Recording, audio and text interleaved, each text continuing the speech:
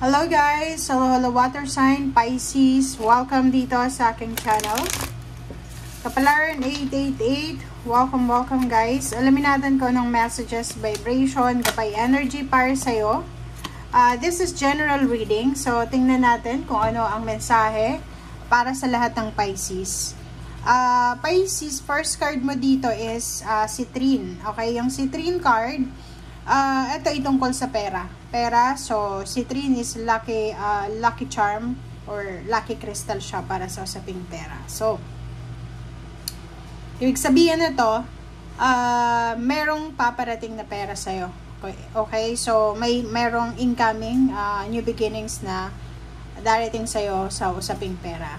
So, kung ikaw ay mayroong mga unnecessary worries, may mga inaalala ka, sobra kang nag-aalala para sa usaping pera for the future or sa current mo, sinasabi ng bara sa'yo dito na release the burden of worries by giving them to God for healing and solution. So, sinasabi ng Citrine card na to na kailangan mong alisin yung mga pag-aalala mo, mga hindi na kailangan or hindi naman talaga kailangan alalahanin.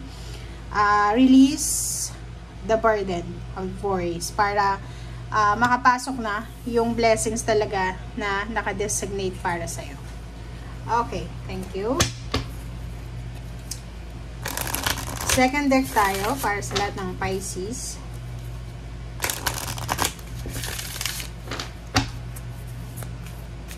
Okay, so second deck. Second deck, delusion. Intention without surrender can be a fast path to delusion. Okay, so dito naman, Pisces, sa third deck, tingnan natin kung ano ang message na pwede mong makuha dito. So, gamitin mo yung intuition sa panunood para makuha mo yung mga messages na talagang para sa'yo. And yun, kung bago ka sa channel ko, please like, share, and subscribe. Okay, Pisces. First two cards tayo. Yung first two cards mo dito is Seven of Wands. And the second card mo is the Sun. So, yung first card mo dito na Seven of Wands is all about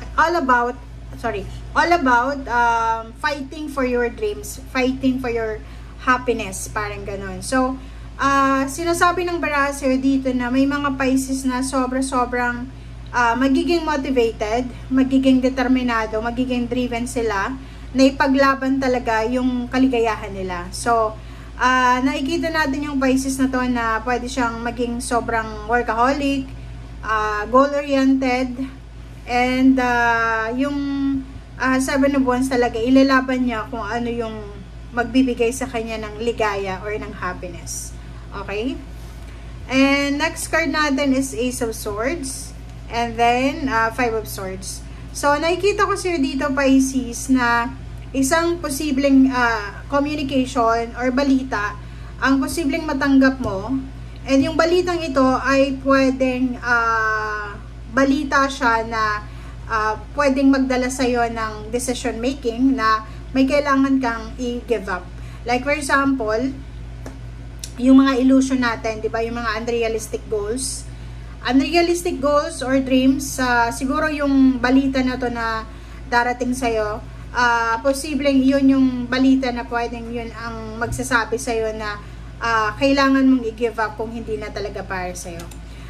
Seven of Cups, sinasabi ng baraha sa'yo dito na yun, bibigyan ka ng mga choices and options ng ating universe, but yun na nga, maging careful tayo sa mga choices and options. So, kung alam mo na illusion lang yan, kung alam mong hindi yan magiging totoo, i-give up mo na habang maaga pa.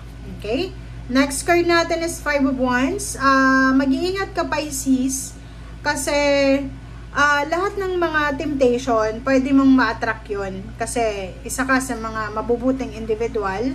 So, kahit sinong tao yung tulungan mo, ibigay mo pa yung kamay mo.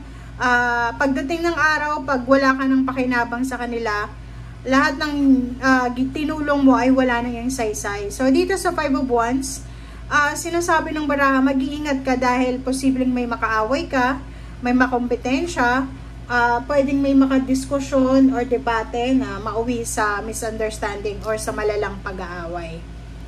Okay, next card is Justice. Justice is contract. Pwedeng karmic justice, karmic contract, karmic blessings. So, good karma. Sinasabi ng baraha sa'yo dito, Pisces, na makakamit mo yung hustisya, lalo na kung ikaw ay may pinaglalaban, kasi meron ditong 7 of Wands and then 5 of Wands. So, kung ano man tong pinaglalaban mo, ay makakamit mo yung hustisya, yung balance, yung stability, yung security. Dito sa Justice card, sinasabi ng baraha sa'yo na posibleng may mag-offer sa'yo ng kontrata.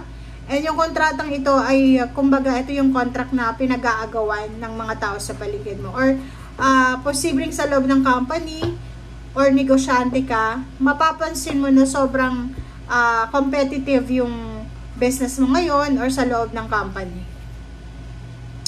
But 6 of Swords, sinasabi ng baraha sa'yo dito, may isang Pisces dito na posibleng maka-experience ka ng pagbabago, lalo na sa loob ng trabaho, sa loob ng negosyo.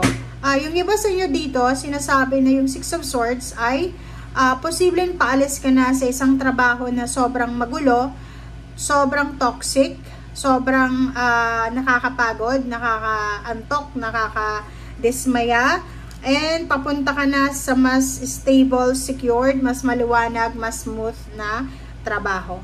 Knight of Cups, sinasabi ng baraha sa'yo, if you're traveling, lalo na kung single ka, be careful kasi may tao na posibleng magkagusto sa'yo, okay? So, yung taong ito na pwedeng ma-met mo kung single ka sa loob ng airport, sa loob ng eroplano, sa barko, or kung saan man station, ay posibleng mag-offer sa'yo to ng job, long-term job or long-distance job. Pwedeng mag-offer din to sa'yo ng kontrata, marriage contract, or pwedeng mag-offer sa'yo ng work contract. Okay, King of Wands. May nakikita tayo ditong Pisces na sobrang workaholic. Nakafocus lang siya sa ginagawa niya. Okay? Sobrang pinafocus niya talaga yung attention niya sa bawat detalye ng kanyang trabaho. Okay? And yun, so etong dalawang to, 10 of Wands tsaka King of Wands, may isang Pisces dito na sobrang ang dami-dami niyang duties and responsibilities. Marami siyang bills na kailangan bayaran, may mga obligasyon siya sa pamilya, may mga taong humihingi sa kanya ng tulong, ganyan, ganito. And nandito yung Ace of Cups, sinasabi ng Ace of Cups na dahil sa sobrang pagka-busy niya, dahil sa sobrang trabaho niya or obligasyon, posibleng nakalimutan or makakalimutan niya yung kaligayahan niya, personal na kaligayahan. So, kung ikaw ay Pisces na nanonood sa ngayon, sinasabi ng barahan na kahit gaano ka ka-busy, kahit gaano ka kapagod, wag mong kakalimutan yung sarili mong kaligayahan. Okay? So, Knight of Wands, nakikita natin dito na isang Pisces ang sobrang excited. Excited siya para sa, like for example, sobra siyang workaholic, diba? Pag workaholic ka, syempre marami din yung sisweldohin mo, mataas yung sweldo ng mga taong masisipag. So, dito sinasabi na, okay, pagod ka, diba? Pagod ka everyday, pero excited ka sa payments mo or sa payouts or sa bonuses na pwedeng makuha mo. May isa din ditong Pisces na excited siya para sa pagpapatayo niya ng bahay, pagbili niya ng bahay, pagpaparenovate ng bahay, pagpapakasal, or kung ano man na gatherings, family gatherings, or emotional satisfaction na posibleng darating.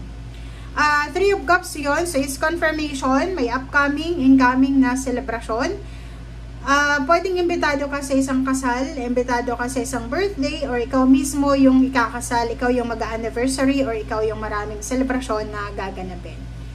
6 of Pentacles, pwedeng may Pisces dito, na makatanggap siya ng regalo, or posibleng siya yung magbibigay ng regalo. Next card natin is Strength card. And wow, 5 of Pentacles. So, doon sa mga Pisces na siguro sa ngayon, habang nanonood ka, marami siguro kayong mga financial stresses or financial problems na pinagdadaanan. And dito sa baraha mo, sinasabi ng 5 of Pentacles na huwag ka daw mag-alala kasi makakaraos ka dyan sa problema mo na yan sa pera. And yung Strength card dito, sinasabi ng Strength card sa'yo na physical health, physically, you will recover kung may mga physical health problems or emotional or ano man na recovery na kailangan mo sa buhay mo ay posibleng makarecover ka. So, dito sinasabi ng baraha sa'yo, Pisces, na maraming pwedeng mangyari or dumating sa'yo na mga expected and unexpected. So, nakikita ko yung isang Pisces dito na nanonood sa ngayon na sobra yung eagerness talaga na mabago yung takbo ng kanyang emosyonal, ng kanyang physical health, or ng kanilang financial. So, paki-comment sa comment section if you are resonated. Maraming salamat sa panonood, guys, and see you again. Bye!